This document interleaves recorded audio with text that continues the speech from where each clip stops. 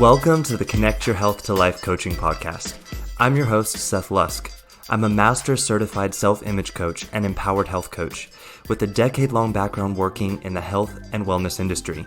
If you're anything like me or the clients that I work with, then you're probably struggling with body image, self-image, or confidence issues.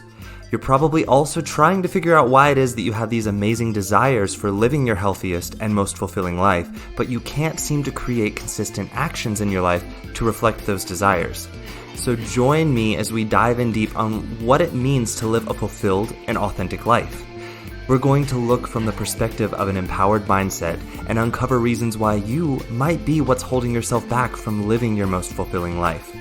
I'm going to break through some of the biggest illusions and myths that we've all been taught to believe along the way. And I'm so excited to have you with me on this journey. So my only question for you is, are you ready to start living your most authentic and fulfilling life once and for all? Then let's get started, shall we?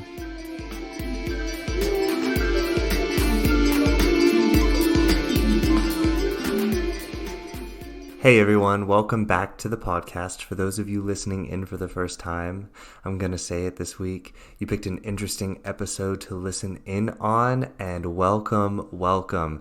Guys, this week is episode number 40. So for those of you who have been with me since the beginning, welcome back for the 40th time, and thank you for listening in so far. And for episode number 40, guys, I brought you a special treat, and I've got a super special topic for you guys today, one that I know you're both going to cringe at and want to listen in on. Guys, this week, we're talking about sex. And what's so special about this episode? I brought on special guest Mike Iamele for a second time to talk to us about this. He's got so much insight, so much input, so much wisdom on this topic, and I couldn't think of a better person to have this conversation with to introduce the topic to you guys and get you all talking about sex. I want all of my audience and everyone that I work with to be comfortable talking about sex, and you're going to find out why this is so important in this episode. So sit down, get comfortable, lean in, tune in, listen up, and take notes. Take notes, guys. There's a lot of powerful stuff that Mike's going to share in this episode, so enjoy.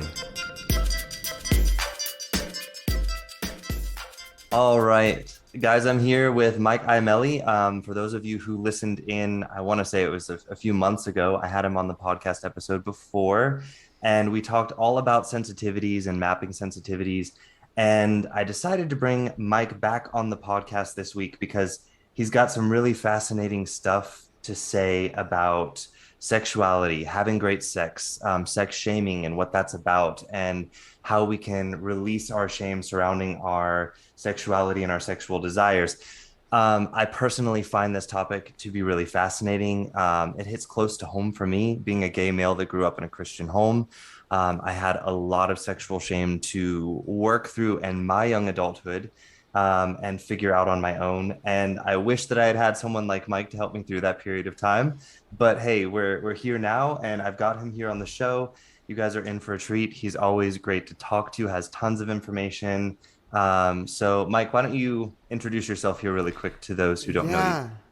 Thank you so much for having me, Seth. So, so basically what I do for work every day is I map people's lived experiences and figure out what they subconsciously do every time they're successful, kind of who they are, how they sense and experience life. Now, of course, we can use that to build a business and, make things feel like you and figure out where you're naturally magnetic. But we can also, like we're going to talk about today, use it for sexuality, to accept yourself deeper, feel more confident, understand where you naturally thrive. So often when we don't really know ourselves or what feels good to us, we're letting, either society dictate what we think we're supposed to like or desire, or what we're not supposed to like or desire. And that's even worse, right? And we create so much shame around that. And then it becomes really difficult to trust ourselves and to have good sex. And I want to start this conversation, first of all, by saying that, when it comes to sex and sexuality, out there, if you scan any magazine, right? GQ, Cosmo, whatever, you're going to find a whole list of ways to have great sex, techniques, performances, how to last longer. We hear about the size of your penis. We hear about all these things out there, right? And I can tell you with certainty, I can even prove it to you right now. I am sure there was a time in your life where someone was doing all the right things, everything was going well, but you were incredibly stressed, or you didn't feel safe, and you didn't have great sex. And I say that right now because before we even start the conversation, I want to really help us all understand that sex isn't something that's done to you or given to you. It's something that you experience. And if we are in the wrong state of mind, if we feel unsafe, if we feel stressed, we're not having great sex. So I want us to begin this conversation by just flipping that on its head and taking the power back, right? You have the power. You experience great sex. And one more thing I'll say, because I can't shut up, I'm getting excited about this, is that I had a client recently. It was a cis female, it was heterosexual, and she was in an abusive relationship, but she had great sex in this relationship. And so she since left it, and she said to me, Mike, I'm terrified because I don't think I'll ever have great sex again. This guy just knew what he was doing, we had great sex, and I'm really, really afraid of that. I said, okay, hold up and listen. If even this guy who supposedly is doing all the right things, if you were stressed out that day, would you have great sex? And she said, no, of course not. I said, right. It wasn't that he was giving you something. It was he was turning on your sensitivities, right? He was flipping on those right switches. But you were the ones with those sensitivities. And if we can map exactly what sensitivities were flipped on, what was going on there, then any person willing and able can give you great sex. Because you know exactly what you need to feel and how to experience it. And I think that's really how I'm framing the conversation today. Awesome. Yeah, I saw you did a post where you were talking about feeling sexy and your battle that you had with being able to feel sexy in your own skin and your own body. And you said something really interesting in this post, that sexiness isn't about certain poses. It isn't about having a certain type of body. It isn't about performing certain sexual acts. It's about knowing what turns you on, and what turns you on is your sensitivities. So sexiness is actually about being open and vulnerable to your sensitivities. You want to talk a little bit about that? I think that's really cool. Absolutely. Well, I think let's just break down this idea of sensitivities, because let's think about, where we are erogenous zones. Like, where I'm sensitive, I literally sense more. I feel more. I experience deeper there. Those are places, we can look at the parts of the body that have the most nerve endings. No surprise, those are often seen as the places where we experience the deepest sensation, or the most erogenous zones in our bodies, right? That makes sense, whether we're talking about the penis, the anus, the clitoris. Like, these are areas that have a lot of nerve endings. And so here in our conversation, we know sensitivity feels good. Like, when we're safe, and we feel intense sensation, it feels good for the body. And so if we're going to be talking about ourselves and we're learning to love our bodies, we have to start to see our bodies through what makes us feel good. Not what the media tells us or social media says, or, oh my God, my body doesn't look like that man's on Instagram. That's how so many of us are trained to see our bodies, is through the ways that society has told us to look at them, rather than through our sensitivities and what makes us feel good and sexy and turned on.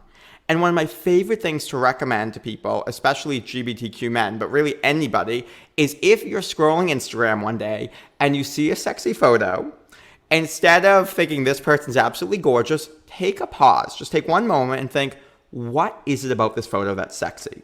Does it feel powerful? Does it feel intimate? Does this person look safe or confident? Is it this pose? Like, really play with that. And then if you can, and I know this is a jump for some of us, but if you can, see if you can replicate the feelings of that photo. I don't care if you look the exact way the person looks, but see if you can replicate the feelings of that photo and take it of yourself. It can just be a selfie if you want, or you can set up the timer.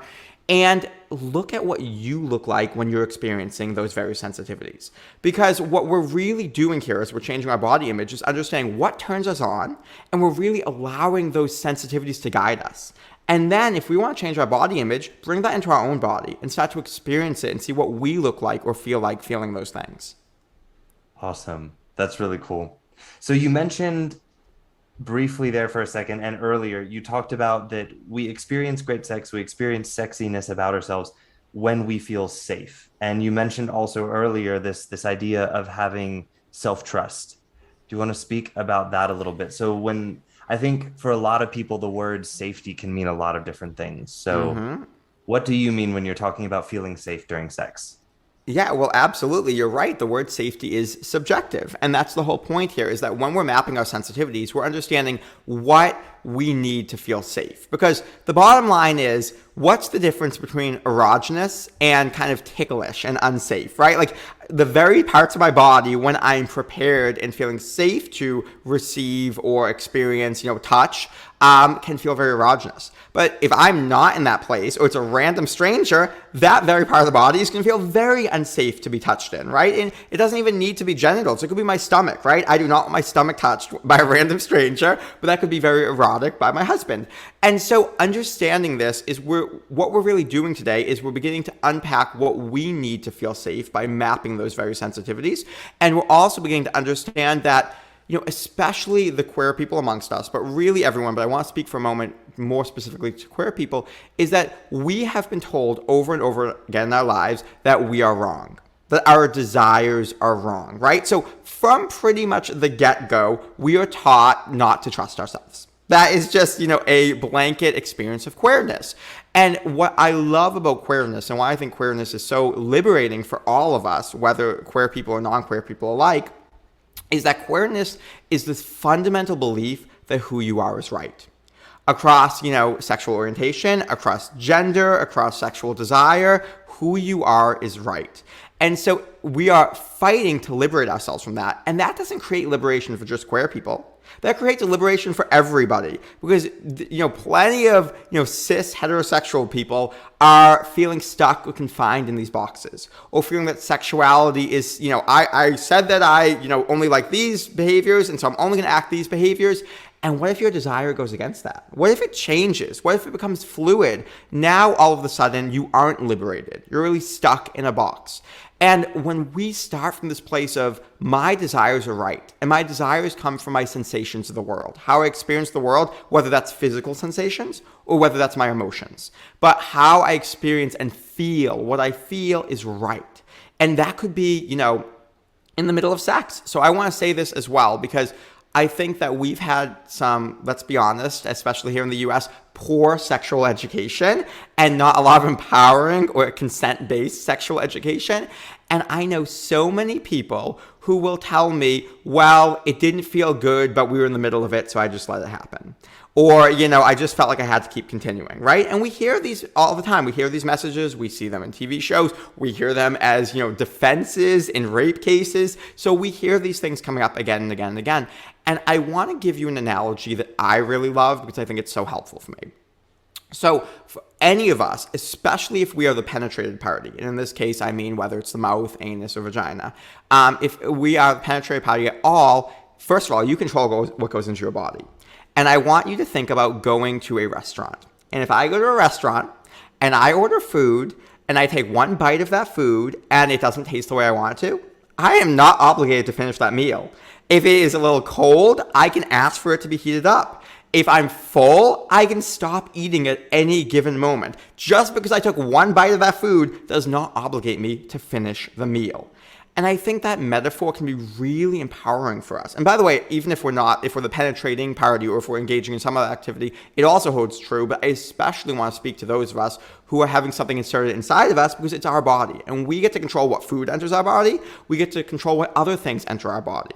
And so I want you to really feel that, just because you invited someone over, you're not obligated to do anything. Just because you started kissing, you're not obligated to do anything. Just because something's been inserted, you're not obligated to continue. And I really want us all to feel empowered about how we interact with our sexuality and what goes into our body and happens during sex.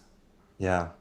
It's almost kind of like being able to set our boundaries during sex. And yeah. I think this kind of rolls over from people being able to set boundaries in life in general. If you're not able to do it there, it's going to be even harder where you're in the middle of a very passionate moment of sex, being able to say, hey, this isn't good for me, and I'm ready to stop now. But can we not finish? Absolutely. And we have so much social conditioning that make it even harder during sex. And so, that's where I love this idea of sensitivities. And I'll give you an example from mine. So my sensitivities, just to tell everyone, are aligned, zany, free, unmistakable, successful, and vulnerable. And so let's say I am in the middle of sex, and let's say I'm being penetrated in this moment, just to give us this example, and I decide this doesn't feel good, or I don't want this anymore. What I love about having those sensitivities is I can stop myself and saying, I feel overly vulnerable right now and I don't feel comfortable anymore. I don't feel free. I want to take a moment and pause and recenter myself. And so when I feel really stuck, because many of us feel stuck in those moments, it gives us language of specifically what feels uncomfortable in our sensitivities. Do I feel overly vulnerable right here? Do I feel trapped and I'm not free in this moment? Do I feel misaligned and this doesn't feel good and I want to try a different position? What is happening here? And I think that it's so hard and there's so much conditioning to speak up. And that's one thing I love about these sensitivities is if we know what we're most sensitive to, we can start to understand what feels bad and actually have the words. Now, obviously, as I know my sensitivities more, I can be more eloquent and be able to say more, articulate things. But in just that moment, if I can't, I can say vulnerable. This feels too vulnerable. And already that feels empowering because I have a word to describe this situation that I do not want it to continue. Yeah. Really, yes. I think that's a very powerful thing to know this ahead of time, and to be able to express that. I think a lot of people, like you said, they're afraid to speak up during the middle of sex, and I think it comes from social conditioning, and also comes from, I think a lot of people, especially in the U.S., struggle with this people-pleasing nature, Yeah. and people are so afraid of what the other person is going to think of them. And so they're like, if I speak up, what is this person going to think about me? And how are they going to react? And so they find it better to just be like, you know what, I'll just suck it up, shut up, and take it until this is over Mm-hmm. and hope it's over soon. So yeah, I think that's really powerful to know ahead of time, to have some vocabulary in your arsenal to be like, this is, as you said, it feels too vulnerable for me. For me, it would be maybe something along the lines of, I no longer feel like I have any control in this situation. I need a moment. Mm-hmm. Really knowing the things that make you uncomfortable in those situations so you can put words to express and also let the other person know, hey, it's not that you're doing something wrong. I'm just not feeling right about something Yeah. here. I need a minute to figure out what it is. Absolutely. And I think now we're getting into more sophisticated sex because we've already talked about sex isn't something that's done to us. It's something that we experience. So if we can say this doesn't feel good, we can also then say what does feel good. And this is where things get exciting. And here's kind of the interesting thing about sensitivities. And I'll put myself on the spot to start here. So if I say this feels too vulnerable for me as a bad thing, we also know that those bad things in the right context can feel really good. Maybe I want to feel vulnerable, right? Maybe there are moments, Seth, where you want to let go of control and feel out of control, and that feels good to you. But what parameters do we need to get you there, right? And so that's why we're always trusting our desires and turn-ons, because they're going to explain to us what we're most sensitive to, why this feels really good, and then also why this doesn't feel so good, and why, and it's going to be on that same continuum. We are always playing on that because that's what we sense deepest. So now I can say, this feels too vulnerable and out of control, but I would like to, explore vulnerability in this different way. Or maybe I need more talking or more eye contact or more what's going to help me feel vulnerable in the safe way. And the cool thing is, and this is my little trick I'll teach all of you, we'll go back to my words: aligned, zany, free, unmistakable, successful, and vulnerable. If I am like, oh my God, this feels too vulnerable, this isn't working for me, how could I make vulnerable feel good? Just go to the other words. Maybe I'm in a misaligned position. I want to realign. I want to feel freer. I want to feel more successful. Maybe I need more praise or words, kind words as I'm in this to encourage me. And all of a sudden it's going to change. And that vulnerable can now feel really empowering. And so what's cool is these words become self-defining. What vulnerable means to me, for me to feel vulnerable, I need to feel aligned, zany, successful, free, unmistakable. For me to feel successful, I need to feel aligned, zany, vulnerable, and so on. And so it starts to help us understand, because we can never be one part of ourselves. We are always all of ourselves. So when we're looking at these sensitivities, we're really looking at how do we articulate what we're most sensitive to. Yes, absolutely. And I mean, I think it's interesting. We're able to sit here and have this conversation about sex, about sexuality. And for me, it feels completely comfortable to talk about this. But I think for a lot of people, it's, even though there are ways to have these adult sort of conversations about sex, they avoid them. And I think this has a lot to do with the fact that our culture is very shaming about sexuality in a lot of ways. And so would you like to speak about that, about sexual shame? I know you being a gay male, and your coming out story, you experience sexual shame. I've experienced it. So tell me a little bit about how you have experienced sexual shame and how that shows up in life, how it has affected. Sure. I mean, I think we need 5 more podcast episodes to talk about this very topic, but I'll try. So, I think regardless, whether you are in the queer community or not, all of us, we live in a very sexually repressed world, especially here in the US, definitely a sexually repressed country. There's just so much social conditioning around, don't be a slut, don't be like all these things we get from a very early age that tell us that our desires are wrong. And I remember early on, so I was 12 years old when I started masturbating, and I remember friends in middle school saying people who masturbate are disgusting and something's wrong with them. And I felt a lot of shame, and I felt like I couldn't talk about this, or there was no space for me to talk about this.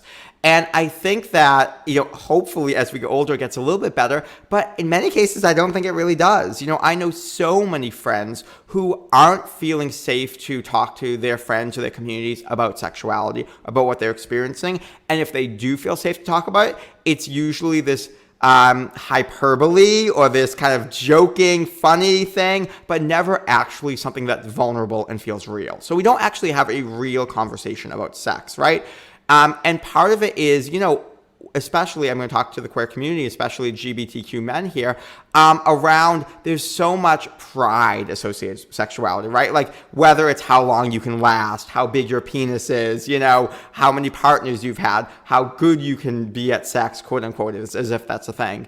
And so I think that this becomes this kind of pissing contest, and people don't want to be vulnerable, or they feel afraid to talk about these things in a real way. And I mean, I'll scroll gay Instagram, and believe me, there's so many meme accounts that have the most outrageous, ridiculous memes and jokes, and that's great and funny, but none of it feels real. None of it feels like an actual experience that people are having. And I don't think we're having enough of these conversations because on some level, we feel ashamed. We feel ashamed of what we're feeling. We're told from an early age that our feelings, our experiences are wrong. We feel like, we might be giving up worth or power to, let's say that I'm having issues, ejaculating too quickly or not being able to ejaculate at all or whatever. Like, also, it's like, oh my God, something's wrong with me. I'm ashamed. I can't talk about this. Or the biggest one, and the biggest one I want to talk about today, is desires and fetishes, because that is just a Pandora's box of shame right there. And, first of all, I've done a lot of work with a lot of people on desires and fetishes and their sensitivities. Very rarely is a fetish an exact literal interpretation of sensitivities, right? The reasons that we have a fetish may have nothing to do with actually wanting to physicalize or act out this very fetish.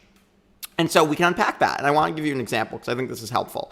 I had a client recently who he had a lot of anxiety. He was spending an inordinate amount of money on OnlyFans and specifically custom videos asking these white, muscly men, he's black by the way, these white, muscly men to get in very vulnerable positions. And so he was like going to debt over this. And so he hired me to figure out what is going on here and why does he feel, because he's so ashamed, he cannot talk to anybody else about this, like not even his closest friends, because this is so shameful for him. And when we mapped his sensitivities, 3 of the sensitivities we discovered were, I think it was powerful, calm, and intimate. And I said, okay, do you think that you are trying to create calm because you have so much anxiety by watching intimacy and specifically feeling powerful over these people? And he said, yes. And I said, okay, and, as a black gay man in this world, do you feel not always powerful? He said, I never feel powerful. I said, okay.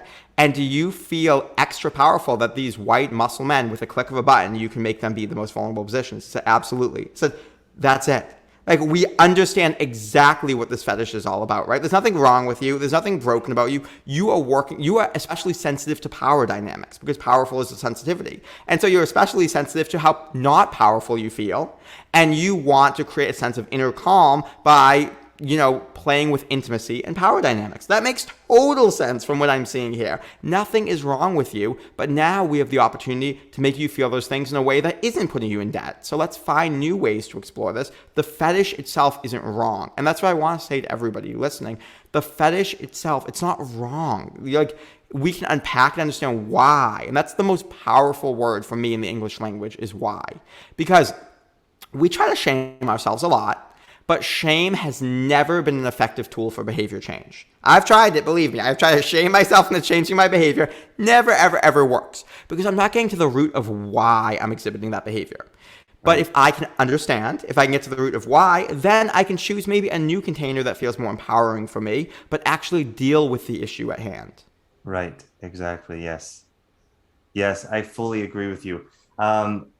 It's kind of like also a bit of a different topic here, but when I'm talking to clients of mine about their goals and what they want to achieve in life, a lot of times, especially like say I've got a 70-year-old client and he sees all these like muscle guys on the beach or whatever, and he's like, I want a body like that. And I'm Mm-hmm. like, okay, so let's talk about this here. And when we get to the root of the goal there, the desire, there's actually something that the person wants to feel. And that's what we're trying to create. Okay, because maybe we're at the point now where we can't lift weights heavy enough to have a body that looks exactly like that. Mm-hmm. But what you're wanting actually here is a feeling. So how can we create that feeling for you? And I think what you're saying here is very much the same thing, just with sex. That's what you just said is so important. And I want all of us to understand because just like I don't care if sex takes, 3 hours or 15 minutes, if it can make me feel what I want to feel, that's good sex. The only definition of good sex is that it feels good for all people involved. I don't care what anyone looks like, what their body is, what the size of anything is, the shape of anything, how long it lasts. I don't care. I care, does it feel good for everybody involved? And that's a feeling. So often in life, we forget that the only reason we do anything in life is to feel something. We want to feel something in particular, but we get so caught up in these narratives of this is the only way to feel that. I need to have this body. I need to, have last for 75 minutes. I need to, whatever it is, like we think that is that narrative. And that all comes from conditioning. And when we start with our sensitivities, and that's why I said about our body image, don't worry about what Instagram you're seeing or magazines. Start with your own sensitivities. When we start with what we want to feel, what we're most sensitive to, that's where empowerment comes from. Yeah. So as far as you've talked about in the US, that we have this issue in the US of being a very sexually repressed society. What would you say in your opinion or in your experience are some of the biggest damages you see in people's lives because of living a life of sexual repression? Yeah, I mean, it can go far and wide, right? I mean, I have certainly seen, gay men married to women in unhappy relationships. That's definitely something that can be really damaging for people. I've seen people who have attempted suicide because of some of the shame that they've experienced and maybe more subtle or innocuous ways. I've seen people really afraid of rejection or opening up to partners or even, dating partners or, it's a kind of interesting phenomenon. I've had a number of clients in this case where they would be on dating apps, having sexy conversation, go to meet up, and then never actually meet up. And so this was something I've seen quite a bit of. And so this kind of challenge with intimacy and with really allowing somebody into your world. And I think, I have a number of friends. I can't tell you how many friends in heterosexual relationships where the heterosexual cis woman will always say, my husband does not watch porn. And I know with certainty, having talked to him, that he watches porn. And I hope nobody is listening to this conversation. But, it's very interesting to me the way that we're not able to have open, honest, frank conversations about sex and sexuality. And so even in what I would consider healthy relationships, there's still a level of lying or shame or not being able to talk about desires and fetishes. And, that does erode trust in the relationship to some extent. Maybe not a huge extent, but even in the most minor cases, that is still harming us because what we're telling ourselves over and over again is who I am at my absolute most vulnerable is wrong. I can't be that person. And if I am totally that person, my relationship will end, or people won't love me, or I'll be rejected, or whatever our story is around that. And so this shame that we're all feeling is causing massive problems in our lives, even if it's not those, we're not a gay man married to a woman, let's say, but it's something a little bit more minor. It still is eroding our self-trust just a little bit and telling us what we desire is wrong. Yeah. So I find this idea about pornography is also very interesting because it's kind of like a very polarizing topic. So on one hand, I deal with a lot of people that have issues with maybe even being like addicted to pornography, like they Yeah. can't stop watching it. But at the same time, a lot of times what I find when you get to the root of why it is that they feel like they can't stop watching it, it has a lot to do with the fact that their desires are repressed. They're not able to Yes. talk about it. And so they turn to this, it's like pornography becomes this other world to them. And then the other side of it is that people that even just are curious about pornography and just want to, like, maybe they go buy a video at a store and they feel so ashamed with admitting that they want to watch a porn video or that they Yep. own a porn video or that they've watched pornography at all. And so I find this to be really fascinating. Why do you think it is that pornography in and of itself is such a difficult topic for people to talk about, especially people in relationships?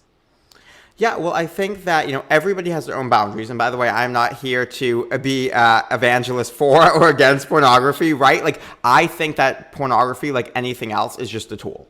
And we can use it a whole bunch of different ways. We can use it in really empowering ways. You can use it in really disempowering ways. And we get to talk about that really important question, which is why. Why is always our important question here, because that's going to tell us, is this really serving me and my sensitivities or not? And I have no stake in that game. I'm here to help everybody feel empowered. But I think when it comes to relationships, because people have different boundaries and because there is endless conditioning around it, some people see pornography as cheating. They see it as that you should only ever be attracted to me and, have orgasm thinking about me. And therefore, if you're thinking about orgasm with somebody else or you're watching somebody else, therefore it is cheating. And I'm not here to pass a judgment on that, but I think what's really interesting and challenging about that is that's eliminating any desire or fetish you could possibly have, even in kind of abstract. So it might be just like the abstract desire of being tied up or chained and have nothing to do with the actors or the people being in it. And that doesn't, allow you to really explore all of yourself. And I know for me personally, and I'll be totally vulnerable here, when Garrett and I first got together, we had never been with men into our conscious knowledge, never had a strong interest. And so we really used pornography as a way to explore latent desires without having to physicalize, because we didn't feel safe to do so. And so we could watch pornography together. Maybe we would masturbate together while watching pornography. And this could start to get us to begin to physicalize and have a relationship with one another and explore things. I think it can be incredibly empowering. And by the way, I know a lot of people have concerns about high-speed pornography. There are endless roads to it. Erotic literature is a wonderful form of pornography, and one of my favorite things actually to recommend to clients, depending on their sensitivities, but for certain clients, like I had one whose sensitivity was fantastical, if you can believe it, and this person was shaming themselves for pornography. I said, fantasy's right in there. Like, you are a fantasy person. You've got to understand this, is to actually write your own erotic literature. Write out your fantasies, and you can publish anonymously if you want, or never publish. But it's really exciting, and there is something exciting about the publishing aspect, I know, for clients, because then you hear from other people who say, and it can be anonymous, right? But you hear from other people who say, oh my God, that really turned me on, or I really like this part of it. And it starts to normalize your experience. And so there are endless forms of pornography, and pornography has really existed since the beginning of time, right? I mean, a few years ago, was in Pompeii, and there's pornography all over the walls, these beautiful frescoes with pornography, right? So this is not something that's new or modern. Now, yes, high-speed internet has changed the game and access to pornography, but the desire to explore fetishes and turn-ons and voyeurism, watching people have sex, that's nothing new. That is a human desire. Right. And I think the fear surrounding the fact that high-speed internet allows pornography to be watched so quickly is that people are afraid of becoming addicted to pornography, because we live in a society that we become so addicted to things so frequently because we're repressing so much of ourselves. Exactly. We're looking for these things outside of us to make us feel what it is that we want to create for ourselves. And so I find it interesting that people are afraid of pornography leading to addiction because they're not exploring their sexual desires. But I'm like, this is the reason why pornography can become addictive, is because you're not exploring your sexual desires. And we've seen this, that, some of the most repressed states, we've seen Utah with Islam, Mormonism, has the highest rates of pornography usage. Of course, there's a lot of repression there. I mean, we've seen this, historically throughout the world, a lot of places. And specifically, if you want to see the search terms people are looking up, it's often related to the repression in that particular area. So there's a lot of this stuff going on here. And I think what we need to understand about addiction in the first place is that, yes, there is chemical addiction, but the strongest pull for addiction is always going to be emotional. And so, look, I have sugar all over my house, right? I have coffee. I have alcohol here. I could theoretically have a drink and then just keep going. But the reason I don't do that is I feel satisfied. I could watch porn for 10 minutes and be good, or I could watch for 5 hours. Like, just having the substance, quote unquote, or the trigger there doesn't necessarily mean I'm going to become addicted. And the reason, again, if I'm eating sugar all day, I can stop and say, why? What is going on here? How is it feeding my sensitivities? And can I feed those sensitivities in a different way? That's really all that's happening here. If we ever repress our sensitivities, we are going to find other ways to fulfill them. That is a human need, right? That is a compulsion. And usually when we put ourselves in a little box, we're going to find very distorted ways to fulfill those things because we haven't given ourselves the most empowering ways possible to fulfill it. Yeah. So this brings me to another aspect of this topic that I want to talk about, and maybe a little bit uncomfortable for some people to listen to, but I feel like it's important to talk about. You brought it up earlier. When we're talking about our fetishes and sexual desires, I know for me, I have a lot of female friends that they feel very comfortable talking to me about their sexuality, and a lot of them are in relationships, partnerships, marriages with other people, and they will tell me, I've never told my spouse, I've never told my boyfriend, I've never told my sexual partner this, but I've always I fantasize about this. And it's like they're so scared of being labeled as somehow deviant or slutty or wrong or evil for speaking their desire, like what it is that they're fantasizing about in sex. So do you want to talk about that a little bit? Sexual desires and fetishes, fantasies that people have. What are your thoughts on this? Yeah, I think it saddens me that the very people that you're having sex with and connecting with and could give you this desire are the people we're not speaking to about it. And I really sympathize because I have felt it myself many times in my life that it's so vulnerable and we have so much conditioning telling us, you don't want to be deviant or slutty or deranged, or this person's not going to be, interested in you, or they're going to think you're sick and something's wrong with you. And that's all of our internalized shame that we're projecting out to this person. And I have no idea how they're going to react, but what I have made a rule in my relationship, because vulnerable is one of my sensitivities, is that anything that is said during sex, and I define sex as when we're starting to be kind of intimate, leading towards any type of sexual interaction, including all the way till after orgasm, anything said during then is fair game. It's not judged. Now, I don't know that people are really into it. Nobody has to act on something that they're not, but it's just kind of like, cool, yeah, roll with it. And there are times where my husband will say things to me like, is that actually true? And I say, I have no idea. I was just orgasming. Like, I don't know. It was just coming out. And sometimes it's the shame of saying it that's actually more powerful than if it's true or not. Like, it doesn't really matter. It's just the shame of being able to be that vulnerable. And again, vulnerable is my sensitivity. So that vulnerability turns me on to be able to be that radically vulnerable, even if it's something that's untrue for me. And I think that it's, when we feel like your female friends, when we feel that we can't talk to our partners about our desires, what we're saying is that those desires are wrong, right? Something about us is wrong, and we feel shame around those things, and we're never really going to explore them or get them fulfilled, which, we may find other ways, and I'm not condoning this, but whether it's cheating or, pornography or other ways, because we want to explore these things. We want to explore life, right? So we're going to want to explore these, or we're going to just kind of slowly numb ourselves inside, which is even more painful.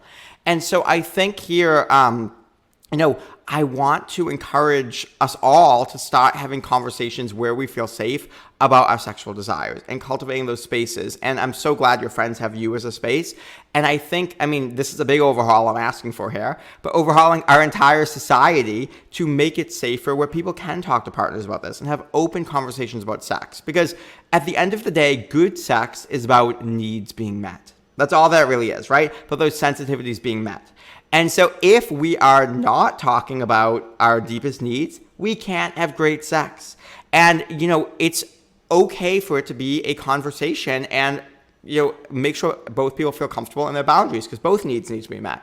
So we can say, let's pretend, I'll say, free is one of my sensitivities. So let's say Garrett, I really want to explore bondage and I want to explore being tied up and this feeling of free and restrained and blah, blah, blah.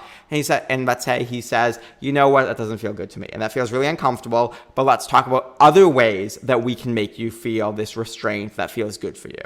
And so what's great about that and going back to that level of feelings or sensitivities is I'm getting clear on why I want to feel that, what feels good to me. And then if my partner isn't comfortable with the very thing I'm asking for, that's okay. We can still explore helping me to feel that in a way that is comfortable to that person. Yeah, absolutely. So when we're talking, you mentioned earlier about sexual desires, that one of the biggest issues that you hear with people and how they approach their sexual desires is with the shame comes this idea that there's something wrong with them and their sexual desires. And you said that there's whatever your sexual desires are, there's nothing wrong with you or your desires. And I know for a lot of people, and I know for me too, specifically, when I have these sort of conversations with people, especially in the Christian community, they always bring up the idea of pedophiles and rapists. And they're like, well, if there's no such thing as a bad sexual desire or bad people with bad sexual desires, then why do we have pedophiles and rapists? And, we talked about this a little bit before we got on the recording here. I have some opinions about this as well. And I feel like you have a great view on this. And I want you to kind of speak on that a little bit, what you have to say there. Absolutely. So there's a lot I have to say about it. I'm going to split these two groups up and talk about, rape first, because I think that it's important that we talk about these as separate issues. Rape is never about sex. It's about power. And we know that, from statistics, we know that from a lot of research. So number one, the actual physical act of someone being assaulted, which unfortunately is all too common in our world today, has much less to do with sex and much more to do with power and power dynamics. And, when it comes to rape fantasy, if we're going to talk about that as separate, we're talking about not the physical act, rape fantasies are actually incredibly common. And incredibly common in my work by survivors of sexual assault as well. I work with a number of female survivors of sexual assault who feel tons of shame around rape fantasies. And the thing is that I want to make really clear here is we said a little bit earlier, but fantasy is not always and actually rarely literal, right? So I may fantasize about a certain thing because I'm like my client who was, paying these men to be in vulnerable positions. I'm exploring something, maybe exploring power dynamics, maybe exploring and thinking about and fantasizing and working through it. And so much of fantasy is working through or processing things in our lives. Now, very rarely is a fantasy like a rape fantasy something that people want to physicalize. Now, I can't speak for everybody, and certainly those are the cases where if somebody has a fantasy where they want to physicalize without someone else's consent, that's something that we maybe want to get mental health support around and start to look at and explore. But that's a very rare case and minority when it comes to this. The majority of rape fantasies are explorations of power and really exploring. Now, when we come over to pedophilia, I have a little bit of knowledge and experience here because one of my very good friends is a forensic psychologist who specializes in sexual dysfunction and disorder, and she actually ran a program for people who were imprisoned for acting out pedophilia. And basically, they could get a year off of their prison sentence if they went through her program. And the rate of recidivism, which is the rate of kind of going back to prison for the same crime, is really high with sexual assault, especially pedophilia, very, very high. Through this program, it was about 2%. So very low. And part of what was going on there is the people who have pedophilia understood that they don't want to act this out. In the very vast majority of cases, they don't want to act this out, but they feel this compulsion or they can't control themselves. And so, rather than kind of throwing these people away and not looking at them, what my friend would say and what I would say is that if our real solution here is to keep children safe, and we know that these people feel a compulsion that they cannot control for themselves, then we want to give them every tool possible to not act on that experience right there. Because, of course, we know children cannot give consent. And so my number one rule for sex, right, it's got to feel good for all people involved, and it's got to have consent. So rape does not meet that, and pedophilia does not meet that. And, if somebody is having pedophilic fantasies and feels uncomfortable with this, understandably, or that they would ever act out, again, that's a great place to seek out mental health support and make sure that you have the tools and the support there so that you're not acting out something that is violating somebody's consent. And so, I think that there is a cycle, actually, there's a whole bunch of research on pedophilia. There's a cycle of when you're in a grooming phase, when you are in an acting out phase, and, many people with pedophilia may be manipulating themselves and not even recognize this. So much of the empowerment of these processes and systems is actually to help them recognize the cycle and where they are. But my overarching message on both of these things, especially I'm speaking to anybody who says, if you explore all of your fantasies, you're just going to go into rape and pedophilia, is that number one, what we're talking about here is such a small percentage of anybody. And number two, none of these people, nobody wants to cause harm, right? I mean, when it comes to sexual desire, because actual rape isn't really about sexual desire, right? It's about power. And again, with pedophilia, there's still a lot of research that's going both ways, but with pedophilia, there is a desire with children, but these people do not want to act that out in the vast majority of cases. And all of this can be solved by more open conversations on sexuality, right? So we need to be talking about it, because if, let's say I were a person, I am not, just to be clear, but I were a person who had pedophilic thoughts, and that we lived in a sexually repressed world where those never came to the surface, I'm a lot more likely to act on those thoughts than if I lived in a very open society where we could all talk about desires and fetishes and realize, I have concerns about this. Can I go get support for it?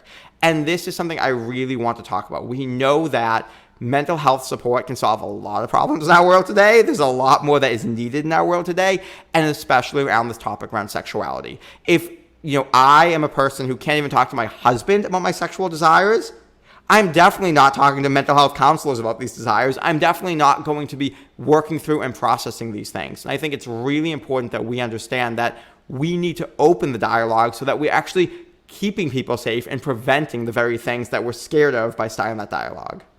Absolutely. Yeah, I think that it's really interesting, the people that are concerned about pedophilia, concerned about rapists, the main concern is that they want to keep people safe.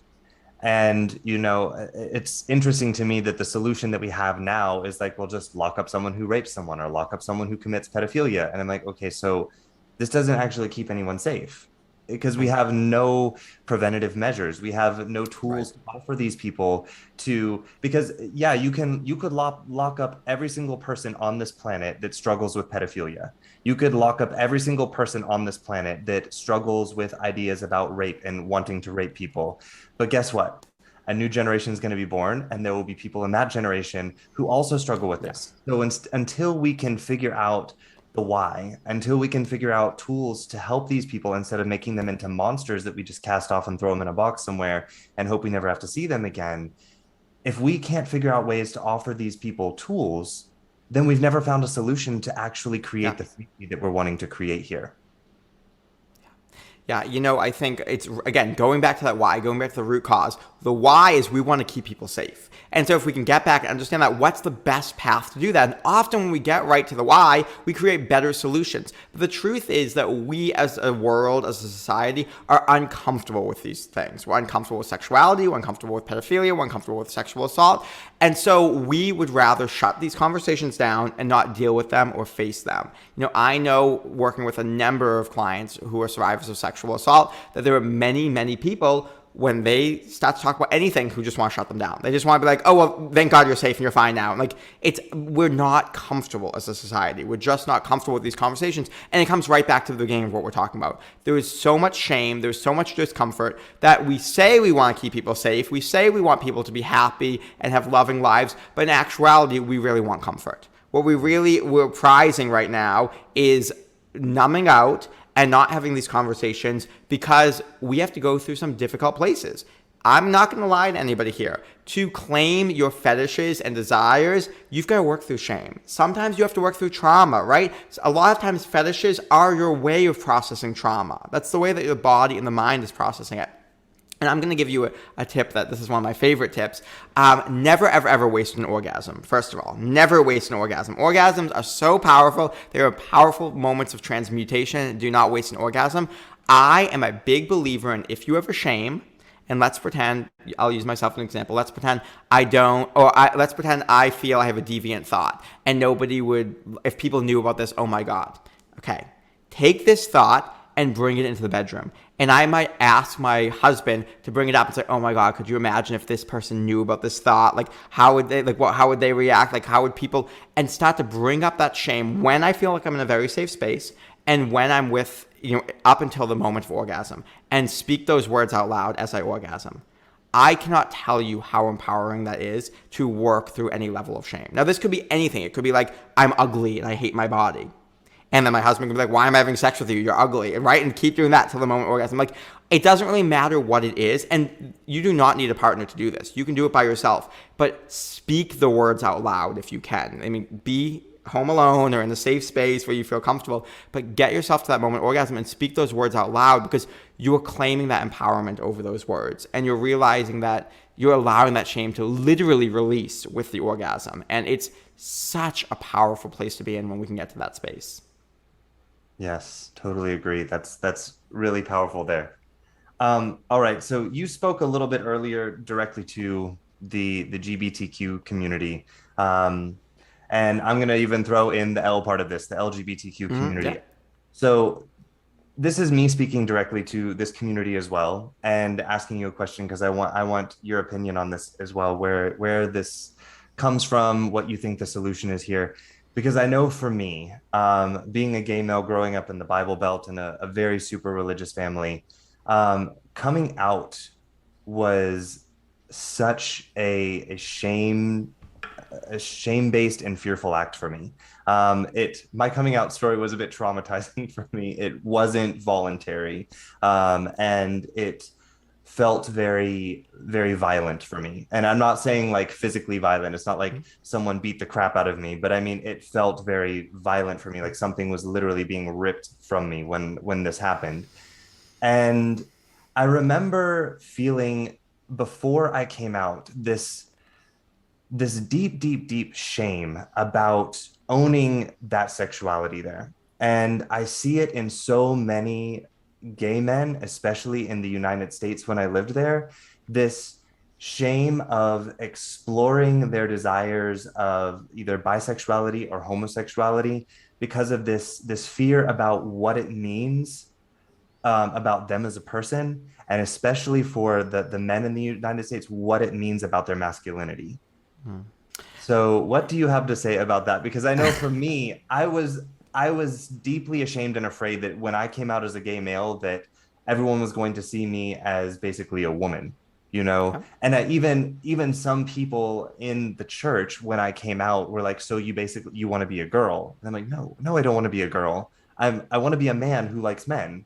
And all the bullying that goes on with that, all of the, I think also in a lot of hip hop culture, some of the words that are being used, the word faggot, the word queer, and also the fact that I think on television, the representation for the gay male community, most of the people that we see, we see drag queens that are very proud to be out about their sexuality, and we see a lot of gay men that are very comfortable with their feminine side coming out about their sexuality. But to be honest, there aren't a lot of men on television that are open about their sexuality that aren't one of these two things. And I feel like it polarizes the community, and it makes a lot of men afraid to talk about their sexual desires in this area. And that's not to say that being a drag queen makes you feminine, or that being comfortable with your femininity is somehow makes you weak or makes you more of a woman. But I just feel like there's not a lot of representation out there. And a lot of men, especially in the US, are very ashamed about owning their homosexual or bisexual desires. Yeah. Whew, this is a big one. So there's so much that goes into this topic. growing up being told that you were wrong and being told things that, being gay makes you a woman. Now, first of all, if you are trans as a person, we want to also celebrate people and bring them into these conversations. So, but specifically, we're talking about, I think, cis men who are gay in this case. And, when you use the F word, and what I say about slurs is that anything that has been used to degrade you or disempower you, you and only you, the people who have been, degraded with that word, have the right to reclaim that word in whatever feels right? Whether it is in the Black community, the N word, whether it is, the K word in the Jewish community, whatever word it is that you're, feeling. And for the gay community, the cis gay community, the F word is one that I know that many gay men feel shame about feeling turned on by that word. Or in the right context. Obviously not by a stranger in the street, but during a sexual situation. And that may or may not be the case. But again, this idea that we can eroticize shame. And if you feel like you want to, I don't know, in the middle of penetrative sex, have your partner call you that word and say, imagine if your dad walked in. That's a fine way to begin to work through any masculinity things you have. So the point isn't that you are actually less, it's to work through the parts of you that still feel shame around that particular thing. And recognizing that who you are is beautiful and right. And there are still these latent little pockets of shame within there that, when we feel the right level of safety, and that's why I'm running a group right now or in September for LGBTQ men, because I want to create more spaces like this where we can have those conversations and we can say, I never said this out loud, but like I didn't realize I still have shame of what my dad thought, but I won't kiss my partner in front of him. Like those conversations happen in front of me all the time, right? And recognizing that coming out is a continual process. It's layered. It's not just like one time it happens and now you are good. First of all, you have to come out to everybody always and meet new people and you're still coming out. So it's a continual process, but it's also coming out in layers, right? Coming out about your desires, coming out about this fetish, coming out about this shame that you didn't even know you had, but is still in there. We are constantly unpacking and saying, my desires are right. I am right. Being a gay man is right. If I want to dress and drag, that's right. If I don't want to, that's right. If I want, it doesn't matter. I think that there is a particular idea of what the gay male community is. And often it is, this, especially on Instagram, like cis male, very, white and muscly. And there's wearing a jock strap. And there's a whole kind of community or idea of what that is. And there's a huge diversity of what gay men are. There's a huge diversity of this community with very different desires and notions. And I think that's so beautiful. I want to celebrate. We don't want to put anyone into one little box, because if we're putting someone in a box, what we're doing is saying that only the desires that fit in this box are right and anything else is wrong. And we don't want that. We want to say every part of you, every sensitivity, every lived experience is right. If my favorite thing to say is that you are the right thing. And if any label or theory is counter to your lived experience, guess what? You've just disproven that. You've expanded its definition and taught us so much more about it, because that's not right and you have to fit into it. You're right, and these things are there to explain you. And so I think, when we're talking about working through the shame, and it is an endless process, right? Therapy is a beautiful resource for this. Being around queer people is really important. Making sure that we have some access to a community of queer people, even if you are in a place where you are not out yet, but you can get into an anonymous online forum or something, or Grindr. And this sounds silly, but I have heard from a number of clients that using Grindr as a way to connect and actually work through shame just to talk and not hook up is something that a lot of people are using. And I think that's fantastic. So making sure that you're having access, and also to queer media and the diversity of queer media. Like you said, the mainstream, media, we may not be seeing tons of representation. So start seeking out, whether it's indie magazines or, unfortunately, I'll be honest with you, a lot of the indie gay movies are pretty low budget that I've seen, so they may not be the greatest movies, but we're working on getting funding for more of them. But even finding a diversity of voices. If you feel like you're not being represented or your experience isn't being represented, see if you can find some voices, or if you are bold enough and you're out there, create media for us, even if it's just like a reel or a post on Instagram. That is so helpful and healing for all of us who don't feel like we fit in.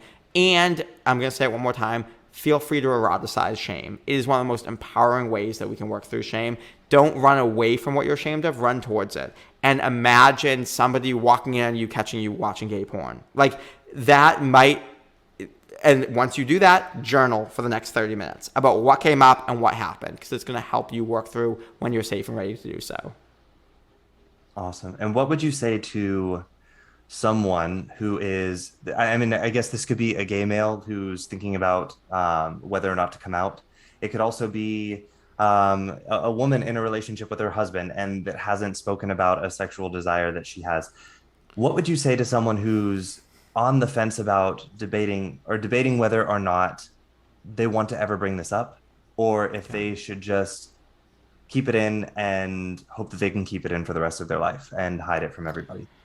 Yeah, so I have maybe a unpopular opinion, a different opinion, which is don't do it if it will harm your safety. So safety first is always the name of the game. Now, if we are in a situation, whether it's a family dynamic or in a country where it's not safe to come out, specifically we're talking about, gay men here, and you can make a long-term plan to get out of that situation, you want to make sure you prioritize your safety. We don't want to put you in a situation where you are going to be harmed in any way. And similarly, if you are a woman talking about your desires and you're worried about domestic violence, that's definitely a case where you want to make sure that your safety comes first, and maybe you want to think about getting out of that relationship.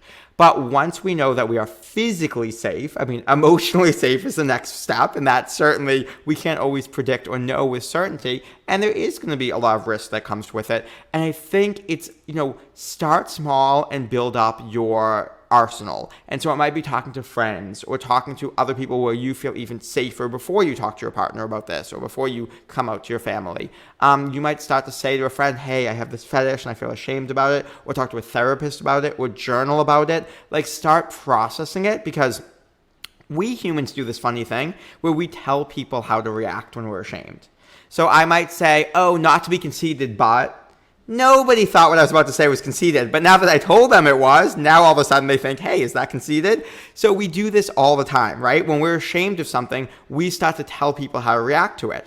And so the more that we can process it, whether it's through therapy, journaling, talking to a friend, the less shame we're going to have around it, so we just present it. Like, I don't know how you'll react, but I have this fetish and I want to tell you about it because I want to have an open dialogue here. We get to have a more, neutral conversation about it. And then when you are ready to have these conversations, whether it's coming out or talking about the fetish, start small. And you can say, I've been really thinking about something that I want to try. And maybe it's not the whole big giant fetish, but it's like one small part of it. And say, would you be open or interested in that? And I just really want to feel this. And go back to that feeling when we're talking about the fetish. Because the partner might say, I'm not comfortable with that fetish. Maybe let's say that you say, I have a rape fantasy fetish where I feel really safe here and I want you to kind of come in and come from behind or whatever. And the person says, I'm not comfortable with that. However, I know you're working through power. Let's talk about a different way to do it. So again, going back to that why, going back to that sensitivity, starting small and doing as much processing as possible. And I think the same really holds true for coming out as well. Come out to the people you feel safe with first. Start to process your own shame on your own and build up support networks. So, it's possible people will react negatively, but even if they do, you have networks and support in place to handle it for you. Yes, awesome. So basically from what I've gathered from what you said here, our steps here in creating a better sex life are, number one, to create an environment within ourselves and within whatever relationship we might be in which we feel safe. Then the second part of that is to start small with exploring the things that we fantasize about, the things that we're sensitive to, and to do it with an openness, not judgment, not looking at it as if it's something to be shameful about or wrong. And the last part, I think, is bringing our partner in to this and being able to include them and make them feel a part of this process as well. Yeah, absolutely. And don't forget that if you masturbate, and many of us do, bring it into masturbation first, right? Bring it into your relationship with yourself. Allow it, because some of us won't even let ourselves fully go there with the fantasy. And if any shame comes up, journal about it after. Start to process. If you have a therapist, talk to your therapist about that, or talk to friends about it. If you're going to be eroticizing shame, bring it into the masturbation first, and then journal about it and process it. So whether it's a fantasy or whether it's shame, which are two sides of the same coin, bring all of that in there, and then when you feel ready, you can talk to a partner if you have one. Great. Awesome. Well, I want to thank you very much for coming on and having this conversation with me. I think this was a lot of really great stuff for people to hear. We talked about, I think, a wide variety of things involving sexuality, sexual shame, desires, a whole lot to process here. Anything that you want to say in closing to people before we go about sexuality or anything we've talked about today? Sorry. Yeah, no problem. I think that, I also want to say that some of the most spiritual moments of my life have been during sexual encounters. And I really want to offer that to people, because for those of us who are interested in spirituality or self-improvement, I have had really transcendent moments. I think those moments come from feeling incredibly safe, feeling full of your sensitivities and full of who you are, and really able to just lose yourself in a moment where you feel like you're connecting to something bigger than yourself. And it's just such an empowering process. For me, sex, because of how much shame is around it and because it's literally the creation of life, it is one of the most empowering and transformative processes we can go through to kind of change our sexual story and feel more empowered. And I want to encourage everybody to feel really, really empowered, and that what you feel is right. Start with your desires, and the sky is the limit. Awesome. You just brought up something there that makes me want to ask you another question. So I don't know if I should or not, or if I should let the audience go. But when you brought up the topic of that sex is there to create life, I know that the Christian community uses this a whole lot as a reason why homosexuality shouldn't exist, why sexual fantasy shouldn't exist, pornography, masturbation, all of that should not exist, because sex is only supposed to be about making life. You have something really brief to say about that, because I find that yeah, really brief. Sure. So, when we're talking about creating life, our definition of that, if we're talking about simply the conception of a physical life, is very limited. But if we're talking about, sex has the potential to create freedom from shame, right? That's creating more life. To create creativity, more sensation. Literally, like, life is about feeling, sensing, right? The more I sense, the more alive I am. The only thing that doesn't sense is what's dead. So that's creating more life. A mind-blowing sex is creating life. It's not just about, the physical form of, a baby to create here, which that is also a form of life, but it's everything. It's feeling free. It's feeling more alive. That's creating life. And so I want all of us to know that when we have great sex, we come alive. And that's what I want. We need more life and more of you here on this earth. Absolutely. That's powerful. Beautiful. Thank you for sharing that. All right, Mike, I'm going to let you go. I know you've got, I'm sure, a lot more to get into for the rest of your day here. So thank you again for coming on the show a second time to share with us. I'm sure everyone will enjoy this episode. So thank you so much. And hey, who knows, maybe we have you on a third time again in the future. Yeah, anytime. Thank you for having me. All right. Thanks everyone for listening in. And until next week, ciao. Hey, thank you for listening in this week. I hope you enjoyed the content of this episode. If you did, please subscribe or follow this podcast to receive the newest episodes every week as I bring them to you here on the Connect Your Health to Life coaching channel. Ratings, reviews, and comments are always appreciated. These allow me to know more of what my listeners would like in the podcast, and allow for more people who may be searching for a podcast just like this one to find the Connect Your Health to Life coaching channel. If you would like more information about me and the work that I do with my clients one-on-one, then please visit my website at www.slch.ch. Again, that is www.slch.ch. You can also find me on social media on Instagram at SethLusk_coaching. Again, that is SethLusk_coaching. And on Facebook in my free Facebook group community called A Healthy Life Connection. We would love to have you in the group, and it's only 3 membership questions that you have to answer to join. And again, it's entirely free. And if you need any further information or just want to say hello, feel free to send me an email directly at slusk.health@slch.ch. Again, that is slusk.health@slch.ch. Thank you again so much for listening, and I look forward to our next time together. Ciao.